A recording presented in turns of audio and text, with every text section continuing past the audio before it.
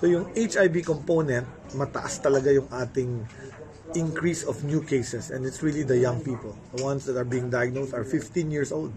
1%. We have about 59,000 people living with HIV.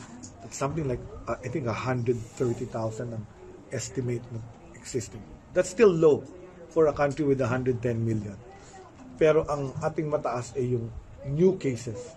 55 new cases a day. Highest in the world. That's why we need to stop.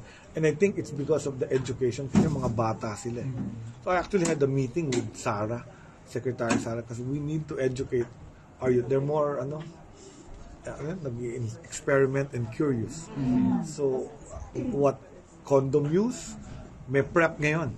The other thing is there's PrEP. These are drugs that you can take after having risk exposure. So, yun yung pwede kong i-increase. Tapos yung testing. Very important to make available testing and allow people to get testing. Luckily, our kids are getting tested. But you know what the interesting thing is?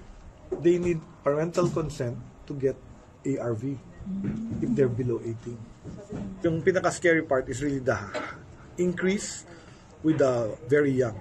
Ang thinking ko dyan, education. Kasi they're all young, exposure on the internet, freer gender choices, and at the age that they're 15, they're adolescent, they can't even understand what gender they'll be.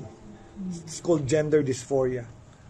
Kaya nagkakamali. Tapos nagkaka-HIV na sila. So,